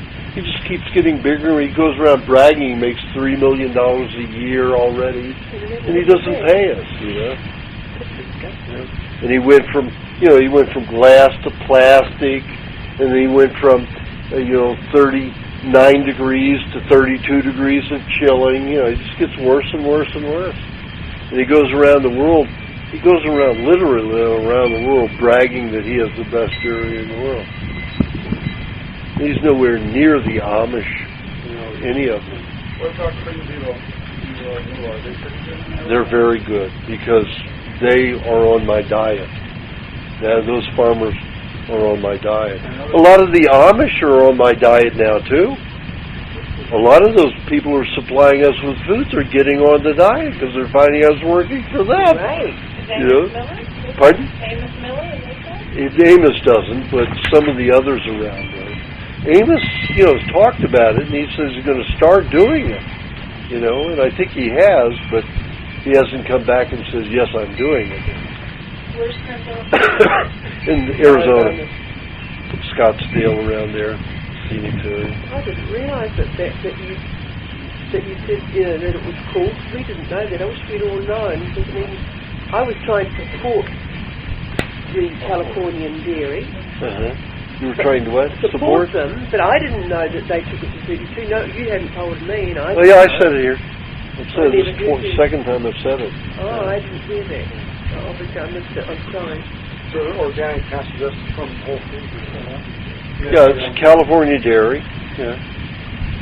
Organic pasture. Organic pasture. Whole Foods, right? And he goes around. It's still better than nothing. Still better than nothing. He also goes around bragging these purely grass-fed. He feeds them grain at the time of milking.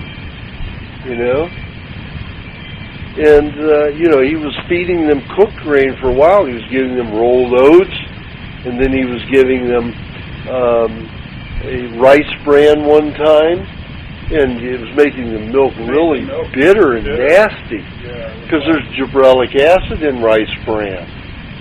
And it made it, this guy, even though he's raised on a dairy farm, has no clue about dairy farming. He left it as soon as he got out of high school. Because all he did was milk. That's obviously all he paid attention to from his father and mother.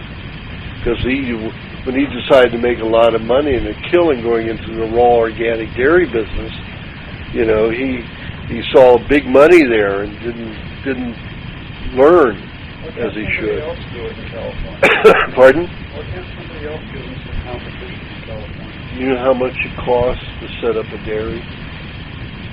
Extraordinary amount of work. Extraordinary amount. How about converting one of the other commercial Worthingtons to If you can get them to do it. Very difficult. probably more likely than someone starting up one? Yeah. But I tried to get one of the Stuvey brothers up in Northern California. You know, Stuvey's used to be the raw dairy here. And, you know, they kept promising that they would do it, and they do it, and they didn't. And then Mark McAfee came around and got all this money together for him, and he did it, and now he doesn't give a shit about us. With us, he would have never been in the business. How much did you guys? Pardon? How much did he need to start? Well, altogether, we gave him about, he had already had the dairy going, but he was selling to Horizon. Okay. But he doubled his herd, and plus he started making cheese, so we loaned him almost $100,000 altogether. And, you know, he hasn't paid, I think, but maybe $15,000 out of that. So he's still supplying Horizon? No. He sells every bit of everything he makes. So where can you buy creme de la milk? You'd have to go to Arizona to get it, or have them ship it to you. But that's, you know, that's why I have everything shipped to us, you know. We truck it to us every week in L.A. But, I mean, I've got these Amish people who send it to, you know, Aruba. I've got patients in Aruba that haven't shipped all the way there. Without killing it, too much. Yeah. Right. Cool packs. By the way, you know, everything that's available in LA is available here. We have a co-op, so once a month, first Friday of the month we order, and then Tuesday after that you pick it up. And you're getting the same dairy we have up there, right? So we're getting it from the Amish in Pennsylvania. How long would the milk keep if you supply it once a month? Will it last all month until you order again? It'll be raw dairy never goes bad. It just turns into bitter cheese. So if you don't mind eating sour, you know, milk, it's fine. Can you put a little honey in it? You can put a little honey in. It'll last a couple of weeks without starting to turn.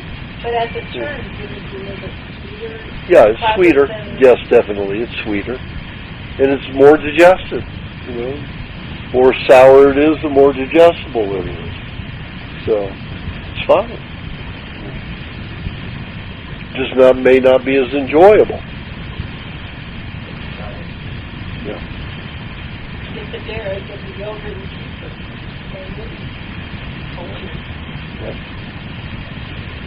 And once it's kefir and it separates, all you do is shake it, and it's right back, you know, emulsified again. Even butter gets cultured butter. Yep. And that's really good. Yes. What's the pirate in the cultured butter milk? Because if you want butter milk, you want cultured, but that's cultured, but I don't know. What it means is just like with kefir or yogurt, they put a bacteria in it that favors sweetness. See, you have three bacterias. You have one that digests the sugar, which is acidophilus, and you have Bulgarius, which digests the protein, and Bulgarius digests the fats, Caucasus digests the protein. Bulgarius has a tendency to lead, and when it leads, it makes everything bitter and sour because that's the fat digesting one. If you put honey in it or a culture in it that favors the acidophilus, then the acidophilus thrives more than the Bulgarius.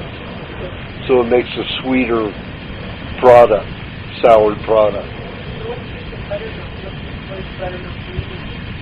Buttermilk means that you churn the butter, and the milk that's left is butter from churning. So it's a lactate butter. It's just like whey.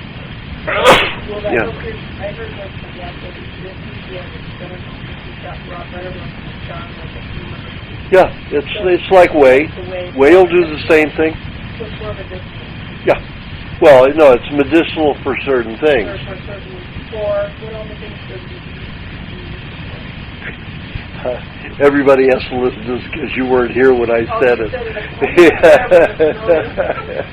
It's for if urea builds up in the joints and the ankles or in the body, the lactate is very high in fermentation in the whey, and it helps get rid of that. Also helps digestion. Buttermilk is whey. It's just the whey from butter, not the whey from the whole milk. Okay, that's okay. So acidophilus digests sugar, Bulgarius digests, what was it called? Bulgarius digests fat. Caucasus just digests the protein. What's bifidus? Particular strain of acidophilus? Bifidus is just a name that they attribute to digestive. But most of that is well, you've got bifidus in milk, and bifidus helps break down fats. They're just different, names given to different. I've just given you 3, but they're probably about 20, 22, somewhere around there. Different bacteria, but those 3 are the prominent ones. Pardon?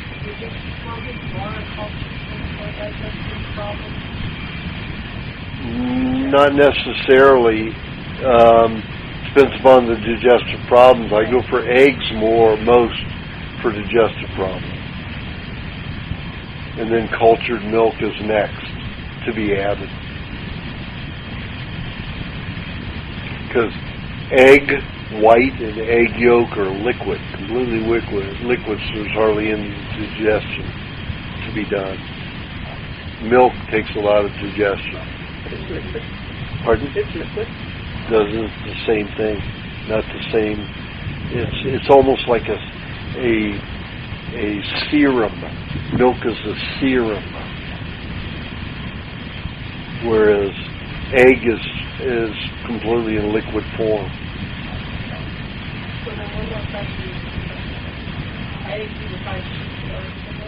You ate some of what? Uh-huh. So does that have a different effect than regular cheese? You don't pass all the minerals, it's not hard to swallow. They have a whole way that they won't tell me. They don't say how they do this? They don't tell me how they make this thing. It's all private. They don't heat it or anything. But there's a certain way and they'll put it in certain kinds of wood containers and other containers to get that effect. And it's their, it's their Mennonite and Amish ways. And even within their communities, they don't tell each other. Like they've got one guy who makes incredible Swiss cheese and farmer cheese.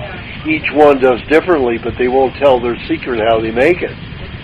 So the fried cheese doesn't affect regular cheese?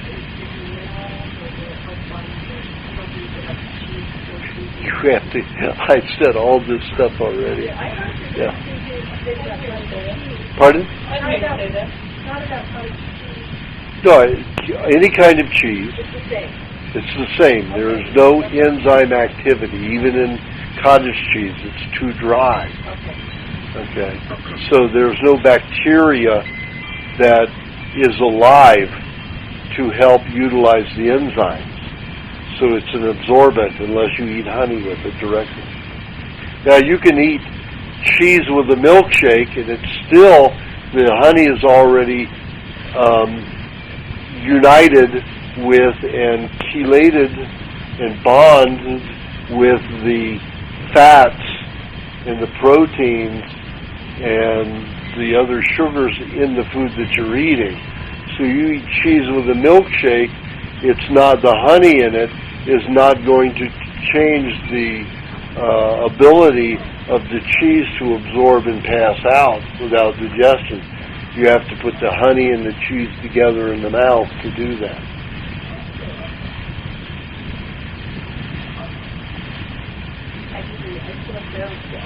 Listening to you up there?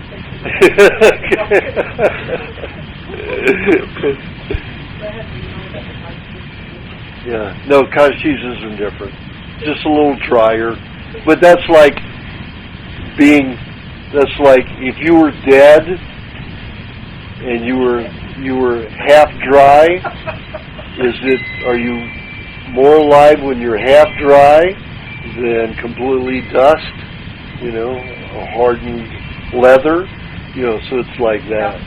Once you've reached that point of cottage cheese, there's no live bacteria in it anymore to facilitate digestion. Probably best way to make my yogurt is to put it in my glass for 2 days.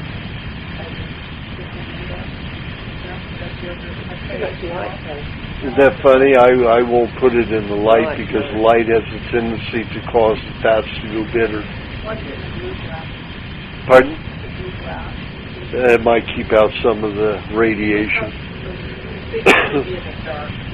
Yeah, I put it in a dark cupboard.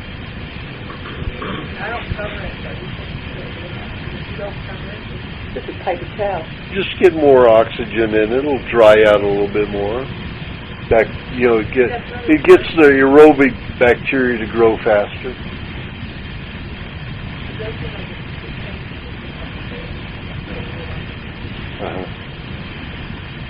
Well, mine will take a couple of days if I put a lid on it or don't put a lid on it. Yeah? Huh. Could be. Yeah, temperature is everything in some circumstances. So probably just cooler in your cupboards maybe. Your ground's pretty wet here, so cupboards would be cooler unless you're putting in an upper cupboard near a heater.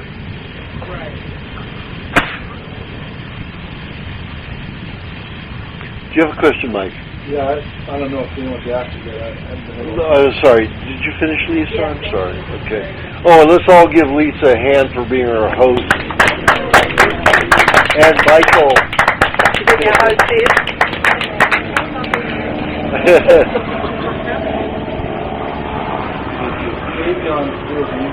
Wait a minute. I'm still hard of hearing from when my father broke both of my eardrums. So. How did you do that? Well, I was autistic, so, half the time, or 99% of the time, I didn't know what he was saying, so I didn't do something he wanted me to do, so he popped me in both ears. He said, you got to listen to me, or something like that, and broke both eardrums. So I lost 60% hearing in this ear and 80% in this ear. Now I'm restored 60% in this year and 70% this year. From the diet? Yeah. It's taken all these years. He did that when I was about 11 years old. The bird flu thing.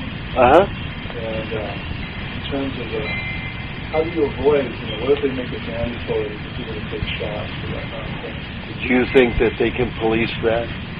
That would be like 5 highway patrolmen handling all the traffic on 405 freeway. They're just scaring everybody by demanding it. But it's not going to happen. And in terms of restriction of travel, like India and places like that, so that's originally originated. You don't see any issue with it. That's all bullshit, absolute bullshit. More birds have viruses now. Remember, like I said earlier, the body uses non-live substance called virus, which is a solvent. It's a soap made by the cells. The body makes that when there's too much pollution. Birds are flying in pollutions all the time. They're getting sicker and sicker. The bacteria and parasites in them are dying, and they're not cleaning out as well. So to cleanse, they're using virus. soaps to help clean their systems. Of course they have virus, but there is no virus that transforms species. They tried to pull that shit on us with the swine flu in the 70s. Oh, we're all going to get this disease from the pigs. So Ford gets on the television and gets his injection of swine flu shot. Who was our vice president? David Rockefeller. Who owned the pharmaceutical houses? David Rockefeller. $7 billion we paid for the swine flu. There was no epidemic, but they were giving out all this swine flu. What happened? Ida Honoroff, the big consumer advocate that was syndicated on something like 187 radio shows throughout the United States, consumer advocate, said this is going to kill people. There's no such thing as a swine flu. She got Dr. McBean down there in San Diego, a female MD, and they both filed suit on Ford, Rockefeller, and the federal government. With that kind of publicity, with Ida Honoroff, fronting the battle, she got all the news media to watch it. 2,300 people dropped dead within almost 3 days of getting vaccines in the first 2 weeks. They shut it down. So $7 billion of the swine flu has been in the vaults since then, and guess what they're going to relabel as the swine flu? And we just spent another $8 billion paying for the relabeling of the swine flu. And they show these pictures on the news where they're taking eggs and they're injecting them. They're making it out like they're making this whole new vaccine, and all they're going to do is relabel the swine flu. It is all about money. Nothing to do with anything else. When they relabel, isn't that misbranding? Absolutely. But the pharmaceutical house is great for that. Right. They were given 5 years to get rid of thimerosal, liquid mercury in the vaccines. They claimed they're mercury free. Lab tests show that there's almost as much mercury as there was before. And up until a couple of years ago, there was 76,000 trillion molecules of mercury per vaccine. 76,000 trillion molecules of mercury. If it takes 200 to 2,000 fat molecules or white blood cells to remove one molecule of mercury, will you ever get the mercury out of your body in your lifetime from one vaccine? Not likely. And these children are getting up to 128 by the time they're 16 years old now, depending on what state you're in. So this is massive genocide. It's massive disease. So the pharmaceutical house gets to make disease to help you take more medication to help those diseases. And it's good business, according to them. Good business sense. They don't give a shit what happens to you. And they're running the government. So now, you have to get this vaccine, or you're going to cause us all to suffer. Wait a minute, if everybody's getting a vaccine and I don't, you guys are protected. What does it matter if I get it? Hello? Does anybody get the rationale about this bullshit? If everybody's got the vaccine is protected, why are they going to worry about me getting it? If they had the vaccine, they're going to be protected. You're setting a bad example for everybody else. Exactly. Yeah. So, but I mean, that's the logic, What about honey? I've got to add honey when I was in Hawaii.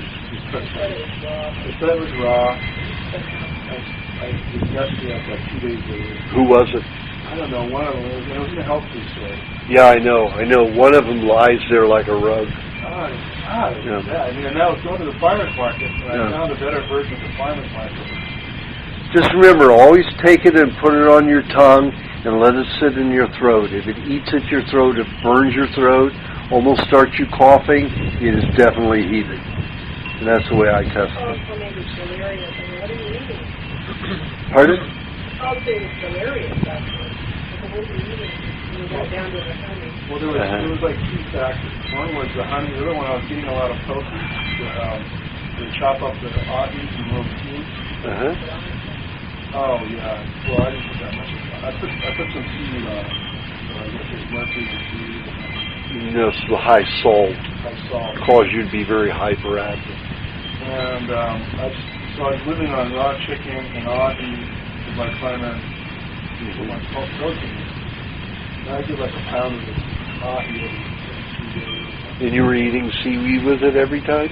Yeah, they'd have this like sprinkle, nori sprinkle. Yeah, well, that's salt. Yeah. That's what's causing your mind to go. And then Hyperactivity.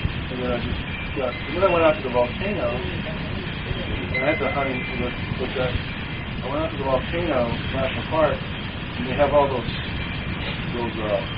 sulfuric ephemeral holes. Right. And I was, checking out those, and then I went out for a hike, and I was just like, Oh, you breathe in some sulfur. yeah. Woo! And you had already had the salt, which dries out the system, and then your brain must have just closed. Closed. Yeah, I was like, Yeah, I felt like absolutely. Yeah, don't ever have seaweed. High in salt, dry your system and cause you to be hyperactive. that the nori shoots on the It doesn't have mercury? I thought this broke all the mercury from it. Oh, some, not all. Well, they have some. And again, when it's cooked and tried like that, it's cooked. They roasted it with fire. Yep. But And it releases all of the heavy metals in it. It's got mercury, then it's a free radical.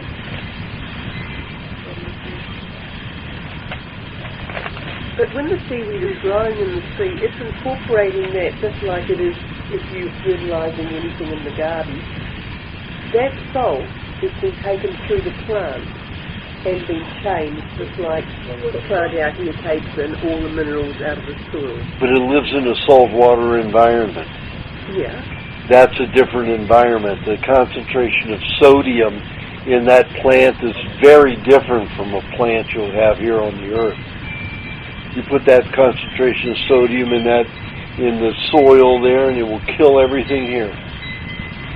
Well, I use seaweed on plants all the time. It certainly does the opposite. It doesn't kill them at all. Where? I think I've been doing it for years. No, I'm talking about in a Yeah. saltwater environment.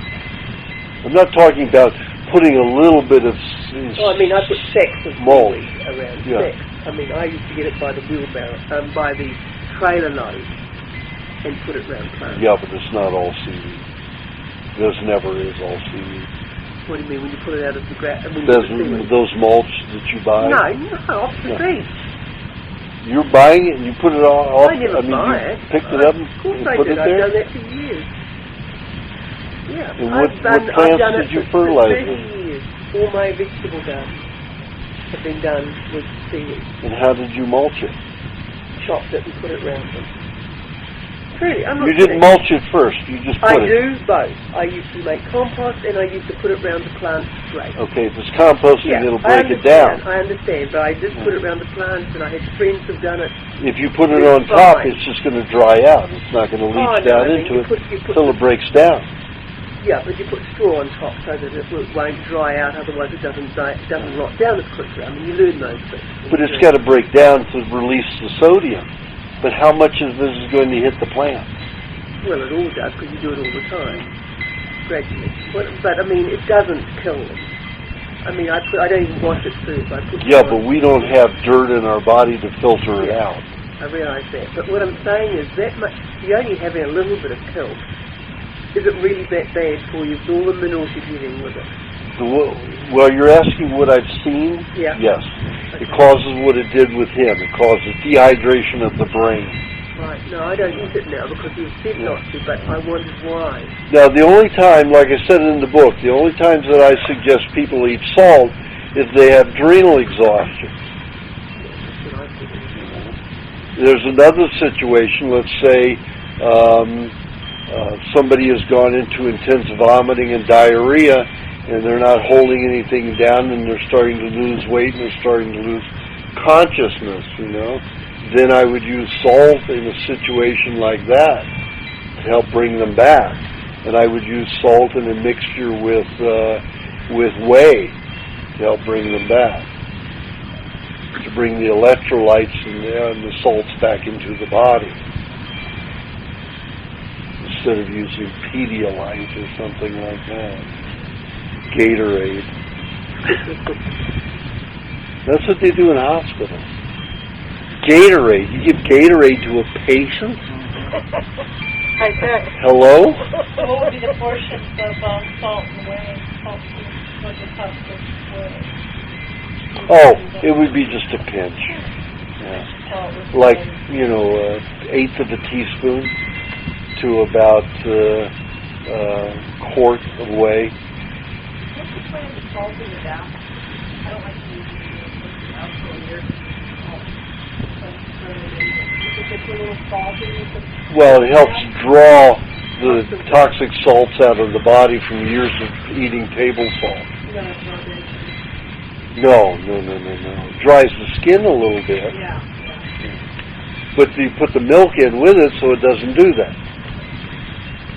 So if you milk, the salt, and the vinegar in there, it's not going to cause that. Yeah. It's great for injuries. I used to race moto and enduro on the street a lot. And every time I hit the pavement and get road rash, I'd add some salt. And suck everything out of the wounds, and you heal 3 times as fast. But that's not safe. You might even try it for what's going on with you. No, I don't want to do it because it will stop it. Okay. And I don't want to stop it. I want all that chemical, that AZT out of my body. It's the whole reason I did it. So I'm not going to stop it. Why would it stop it? Just by pulling it out a bit faster? No.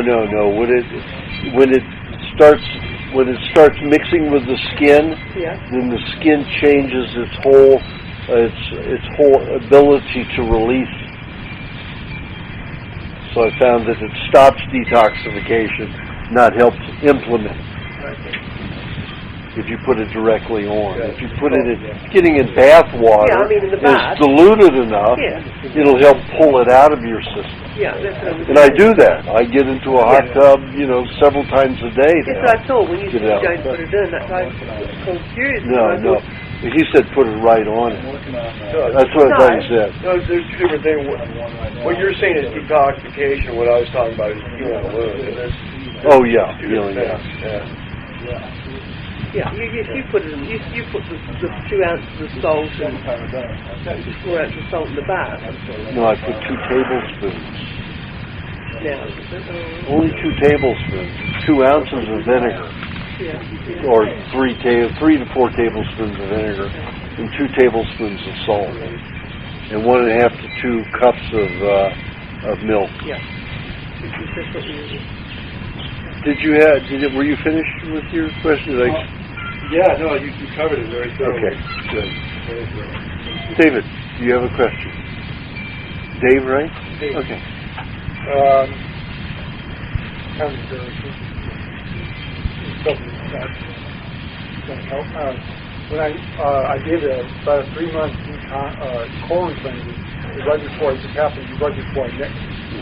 And then I kind of started changing, drinking a lot of milk. I went into the bathroom and I feel really hard, like a brick. So butter will help that. Yeah, well, you destroyed your colon cleanse destroyed all the bacteria. And I washed it out. Absolutely. Destroyed it. So to rebuild, if we use milk, eating milk and the optimal Probiotic. Yeah. It doesn't really work. It's not the same bacteria. Worm casings isn't the same as your own bacteria, E. coli. So if you want to... What would rebuild the bacteria? eating shit, buffalo shit or, cow shit, something like that would get it quicker. If you want to do it, another way, you just take some soured milk and, put it up there as a suppository, like you would a light enema. Or you use soured milk and you put it up in there and you keep it in you. And that would help build up the E. coli again quickly. You could feed on it. High meat is also helpful because it's broken down to a point where the bacteria can feed on it readily by the time it gets to the bowel.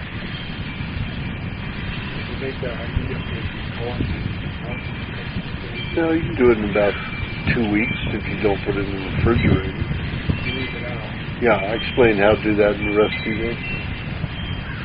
You have to open it every 2 days instead of every 3 to 4.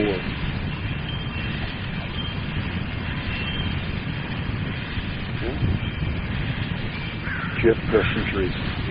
Yeah, I'm trying to figure out how to make it simple. I feel like I have a couple short questions and then one that I'd like to elaborate. For sun exposure, is that fine? Yes, sun is very important. You see me out here getting as much. Yeah, that's kind of right. And then wheat germ, do you like wheat germ? Wheat germ, like I said in the book, there's no pure wheat germ. And they have to solvent process it or heat process it. And then the whole deal with how much water and getting it in glass and stuff.